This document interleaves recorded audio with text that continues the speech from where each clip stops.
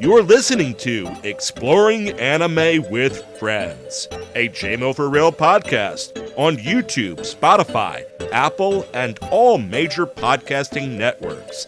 I'm your host, JMO! And today's friend is my wife and co-host. How's it going today, Sarah? Hi, everyone. It's going great today. Awesome. Are you excited to be part of this week's installment of Exploring Anime with Friends Movie Edition? Yes, I am. Excellent. This week we'll be exploring a coming-of-age urban fantasy, Kiki's Delivery Service, released in July of 1989. First, we will break down our characters of Kiki the Witch and her black cat Gigi. After that, we will go into some of what she did with her delivery service. Then we will learn about some of the many obstacles that Kiki has to overcome throughout the course of it. And finally, we will learn about her turning point at the end, meet Tombo, and the story of the dirigible. And if you like what you're hearing today, remember to check us out on social media. Like, subscribe, and follow. Yeah, click that button right there. Right there. All right. Kiki. Kiki. Talk to us a little bit about Kiki, Sarah. Kiki's fun. She's a witch. She's a very young witch. This is her first time going out on her own, as is the tradition in this world. She's 13, right? 13. Yeah. That's the age. That's the age where mommy witch and daddy not witch pooch out of the house. No, really, it was her choice. She finally gets a nice clear night. It's the night she decides to take off and fly away off into the sunset to find a town that needs a witch. Yeah, and it just kind of happens out of nowhere, too. Like, they were thinking that she was going next week. Her dad already had camp next month. Her dad already had the camping equipment all laid out for that weekend. And she's like, this is a perfect night. I'm leaving tonight at midnight, Mom. I'm leaving tonight at midnight, Dad. And I'm taking your radio with me, too. Yeah, right? Well, it was supposed to be like a birthday gift, and he wasn't going to give it to her till she left. Yeah. Let's go into her personality a little. So I like her. She's a fun little character. She's 13, so she's full young.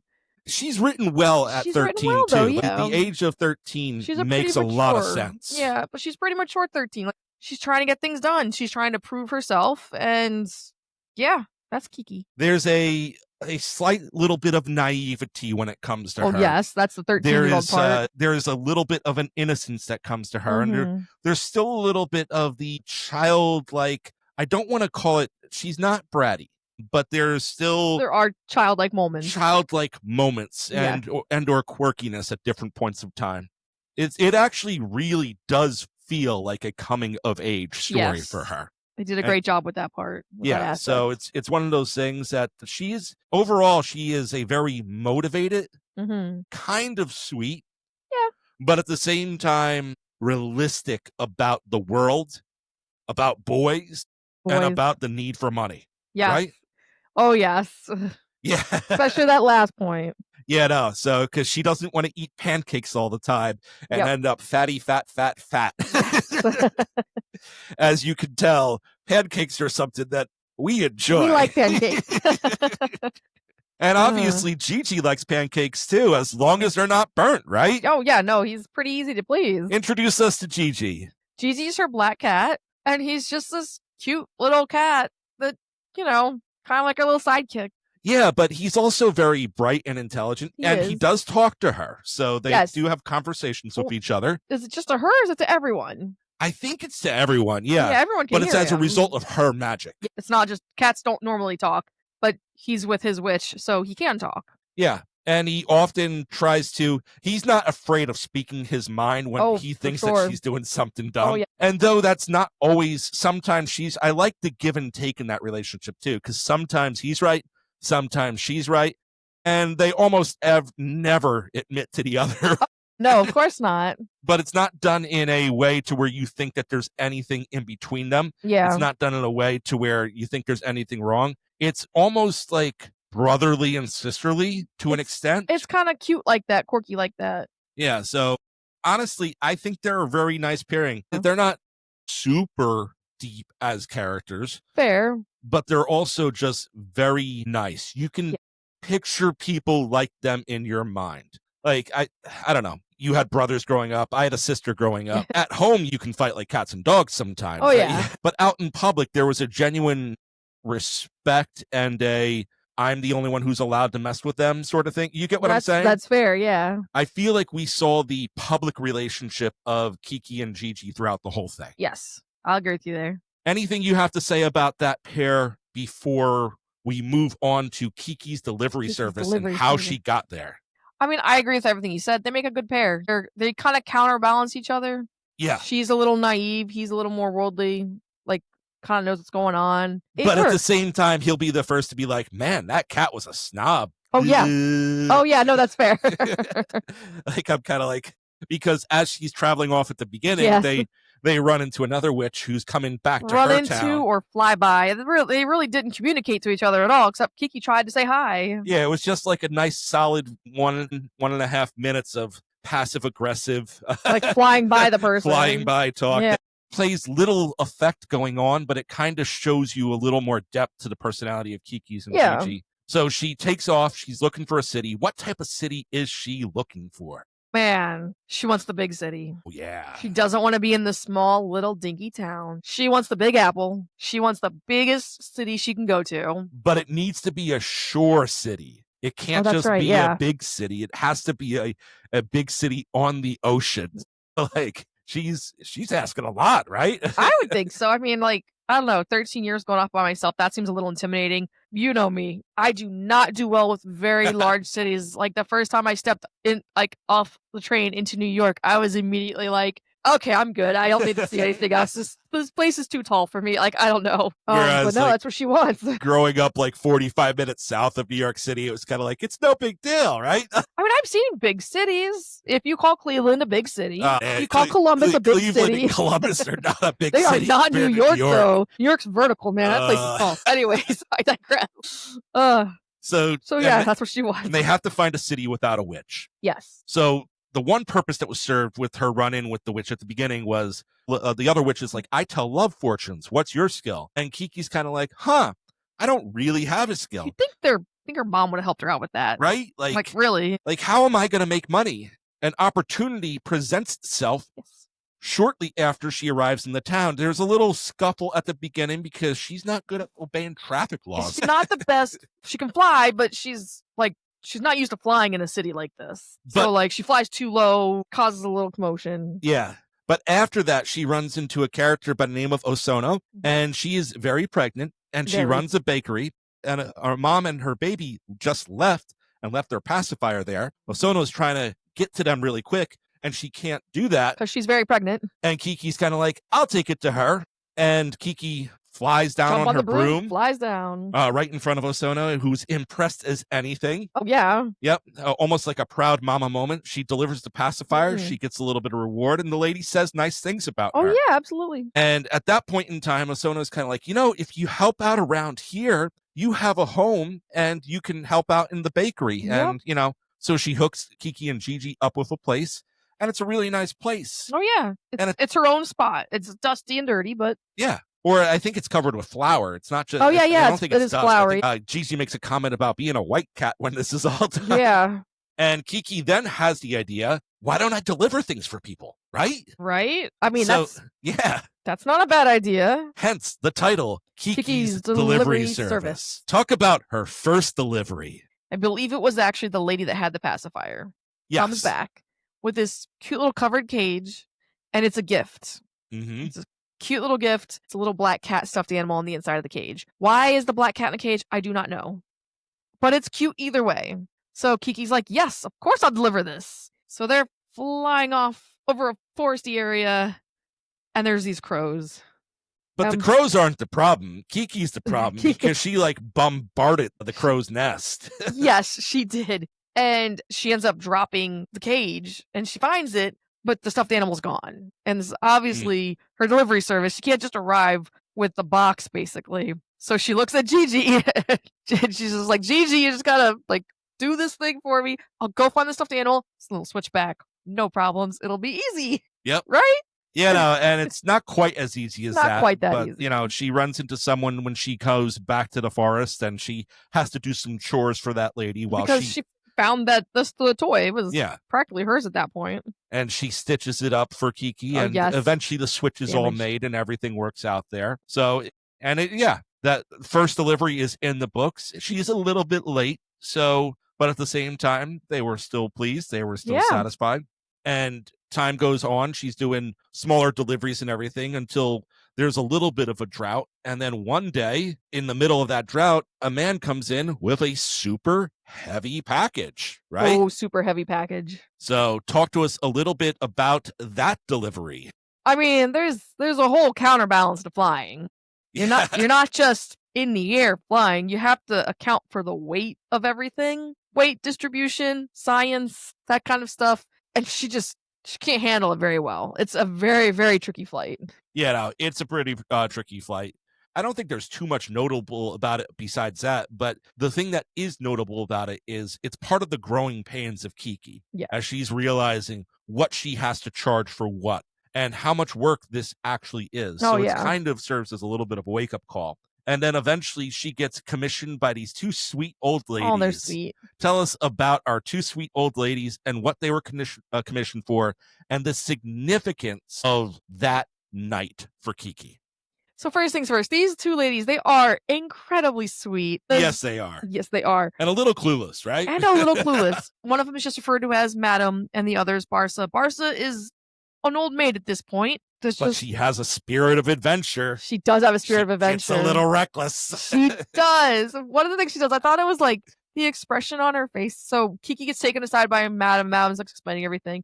And as she looks back, the maid is like pretending to ride her broom for a second. And the expression on her face was so cute. Like, so wholesome. Oh, it was great. It's a very wholesome movie as a whole. Well, I mean, that's what Ghibli is, right? Yeah. A bunch of it is, at least, but it's very wholesome, yes. So Madam wants to deliver a homemade pie to her granddaughter for her birthday. It is a herring pie.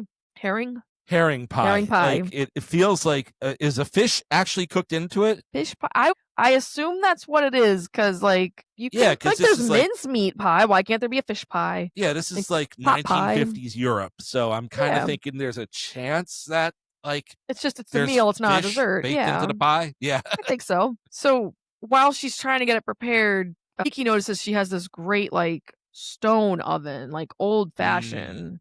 And the type they use in the bakery. The type they would use in the bakery. And they're like, well, we can't really use that, even though we want to, because that's the old-fashioned thing that we used to do, and we love doing it, and we miss doing it. And Kiki helps them out. She gets it lit and ready to go. Things stop working when they're old like me. Yeah, no. Like, oh. Bless her heart. Granny, I need to give you a hug. Big hug. Big hug for Madam. And Kiki gets it going, and they are so thrilled and excited, and they're like, well, it's just like the old days. And I'm like, yeah, super cute, super adorable scene. And it puts her a little behind schedule because that night she is getting ready to head to a party at the flight club. I forgot about that. With a boy that likes her. Ooh, boy that likes her. But it puts her behind schedule, and as she's flying to deliver it, she is able to keep it dry, but the rain starts coming down hard. Storming. And Gigi's kind of because Gigi flies with her everywhere, and he's kind of like, man, my whiskers are sparking. Like, static electricity. So his funny little lines throughout the whole thing just kind of make it that much better, in my opinion. Until they don't. Like, oh, jeez. Well, we'll talk about that a little bit later. But yeah, so long story short, she ends up coming back late and soaked and sick. Yeah. So she's kind of upset at first. I don't think she realizes that she's sick. She's just upset because she's soaked, and she's embarrassed because she can't go there soaked like she is. Because she doesn't have a second pair of clothes. So she has her witch's robe. Yeah. So at first Asona was like, well, aren't you going to go meet your friends? I mean, the boy, he stayed there for a while to meet up with her. Mm-hmm. And she just grumpily is like, well, I'm soaking wet and I can't go like this. And so she just goes into her room, slams the door. And I think she really wanted to make it really bad, and it's just like she missed her shot. Yeah, no, because and she got sick. Yep, she thought he was a delinquent before that, but then it turns out that he's really not. Even though he runs the streets, he is actually somebody in fairly well standing. Yeah, he's a good kid. Solid. So if you like what you're hearing so far, remember to check us out on social media, like, subscribe, and follow. We watched this. We own Kiki's Delivery Service, but you can watch it on Amazon Prime. It's going to cost you a couple of bucks, but it's definitely worth the watch. And it's definitely a cute one to watch with the family. It's definitely family and kid appropriate too. So enjoy it. We've talked about some of her many struggles as we've been going through the delivery service, the heavy packages and the getting sick and everything. So, what are some of the other notable struggles? Like the battle with the crows. Like, let's talk That was about that rough. for a moment. Yeah. That took a while There was to a recover lot of from, right? crows. There was a lot of crows. Like I feel like crows are kind of social to each other, but like that was like 20 crows or so. Yeah. Mad Oh, at that was her. definitely more than 20. It looked like a solid 50 that were It flocking could have through been. the air. I'll have to rewatch it and count them. So yeah, we've gone through some of these struggles already, and we've seen how the opening scene with the constable, how he pulls her over, Oh and then yeah. Tombo actually rescues her from it. Let's weave Tombo in and out of this as a whole, because whenever things were going wrong, when she was feeling sick, Tombo was Tombo calling Tombo and was there, hoping that yeah. she was feeling better. And eventually, when she does recover, he takes her out on his bike. But it isn't Aw. just a bike. Oh Talk to man, us about this bike ride. this is some bike. This bike has a freaking propeller on it on the front, and he is struggling to like make that thing move because the propeller moves with him pedaling. Yeah. So he's got to accommodate for like Kiki's weight on it now too, because Kiki's hitching a ride, and like he is like pedaling as hard as he can, and that propeller's going, but that bike ain't moving fast. I felt bad for bro. I really did. He's not just hitting on Kiki because she's just another girl. He's Yeah. fascinated with who she is, and he loves flying. Loves flying. So a giant blimp, a dirigible, had to make an emergency landing in their town, and he's just been so fascinated with that. And he wants to take Kiki to the blimp to Yeah. show her the blimp and to show her the shore that's around it.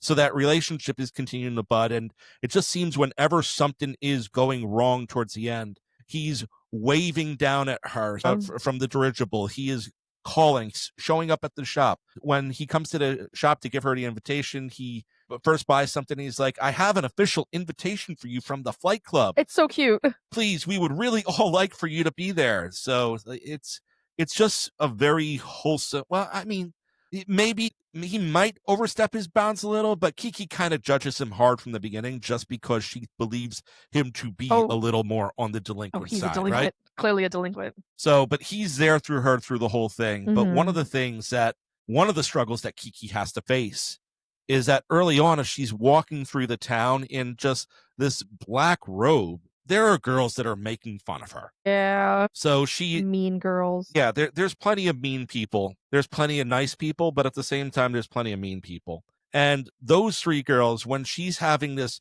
frankly, what comes down to a beautiful beach date with Tombo. Oh yeah, it's so cute. They show up with some of the other friends, and she notices them, and it's kind of like, oh yeah, no.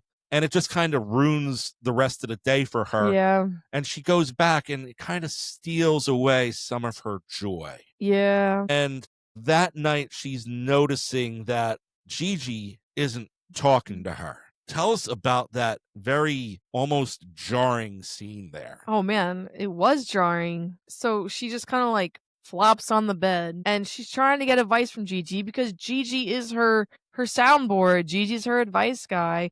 And his response is just, and she's like, well, fine, you're not going to talk to me, then don't talk to me.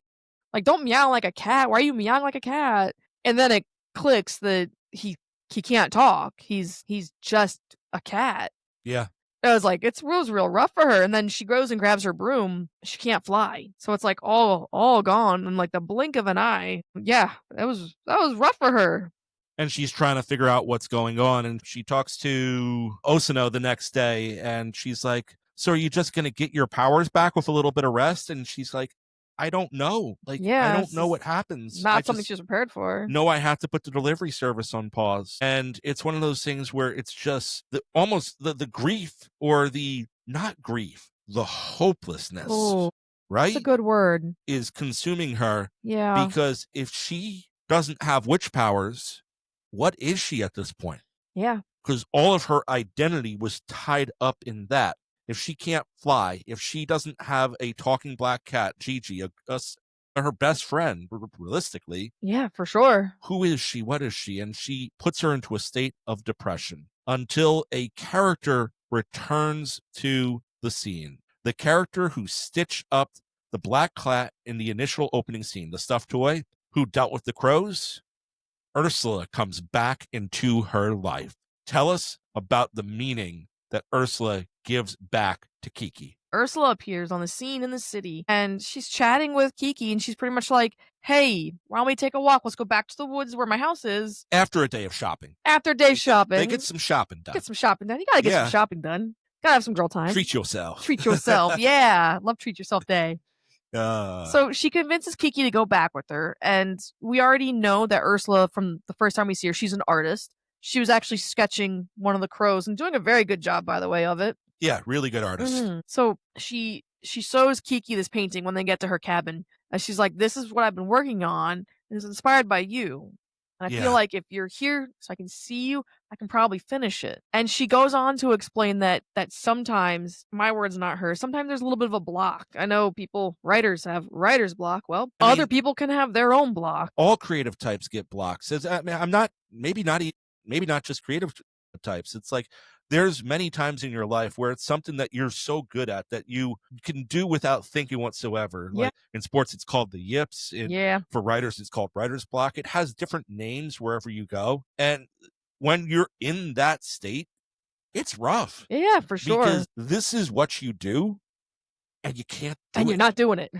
Yeah. So Ursula continues to explain that she believes that as God gives us these gifts, sometimes it's like they're blocked, but it gives us a better appreciation of them when we don't have them and then when we get them back. Yeah. So it's a good thing for Kiki to really appreciate, this is, again, my words not Ursula's, good thing for Kiki to appreciate the fact that she is a witch. The fact that she's a person, yes. They went shopping, they had fun. But this is a little part of her life that Ursula believes she's going to get through, and it's going to make her appreciate herself even more. Yeah, and these moments with Ursula just help Kiki rediscover her joy. And that doesn't restore it immediately. Oh no. There's still problems going on. Her broom is broken because when she tried flying, the broom that her mother gave her broke. And that kind of broke her heart even further. Of course. There's still a process to recovery, but she's refinding her joy and her passion all over again. And as she's arriving back to the city, she's quickly finding out that the dirigible that is back up in the air now at this point in time is going haywire, and it's probably going to crash. There is something wrong. And the worst part about it, the boy that likes her, that she has developed feelings for, Tombo, is holding onto a rope hanging from the dirigible as it's going wild over the city. And frankly, that's where we're gonna leave you off. You. So that moment, the rediscovered joy, and that decisive moment put Kiki in a spot where this is the turning point of her life. Yep. There's no other way to put it. And yeah, check out the movie and you'll find out how that goes. Anything that you want to say about this movie in closing, hon? I mean, it's good feels. It is. It's a good feels movie. And sometimes it's just nice to have a movie where the pace wasn't fast. It wasn't like in your face. It was relaxed. It was good feels. It's Ghibli. You gotta love it. It's Ghibli. Yeah, no, it was a very laid back movie as a whole. It was a very easy movie to watch. It was a very easy movie to comprehend, even if it was something that you were doing in the background. Oh, yeah. But the characters are very likable. The characters are, at the same time, there's still an element of realism to them. It shows the fact that she's dealing with the yips, the writer's block, with her witch powers, and the fact that you actually see the growth in Kiki from start to finish, and that you see her truly learning about life. Sometimes something is classified as coming to age, without really showing too much coming to age in a good amount of time. Like there are definitely characters that take like 30 or so episodes before you start to see the difference, but you actually see her growing up through the course of the movie. You really do. And I think that is something that is special. That is special. So once again, we explored the world of Kiki's Delivery Service. We met Kiki, we met Gigi, and their adventure out to the big city and the formation of Kiki's Delivery Service. We met Tombo and some of the struggles that he helped bring her through and some of the struggles that she overcame by herself. And finally, we met Ursula, who helped bring her through one of the hardest moments in her life, as Tombo's fascination with the dirigible has him flying way too high. We hope you enjoy the world of Kiki's Delivery Service as much as we have, and consider watching this movie. Bye! Bye! So if you like what you heard today, make sure you listen to us on YouTube, Spotify, Apple, or wherever you stream your podcast. Listen to all of our J-Mill for Real podcasts. And hit us up on social media, like, subscribe, and follow. Once again, this was Exploring Anime with Friends. Let's explore together. And now for a word from our sponsors. Bin Buster. Live from YouTube, it's Tuesday night, the call sign of the Bin Buster YouTube channel. Once you hear this, you know you're about to embark on a journey through pop culture, movies, comics, and more. Buckle up and enjoy the ride every Tuesday night at 9 p.m. EST. Poppin' Cinema with Joe Mama and Friends. Showcasing the power of cinema, join Joe Mama as he introduces different friends each week to a movie they have not seen before, popping their cinematic cherry as they talk about the movie they just watched every Tuesday at midnight.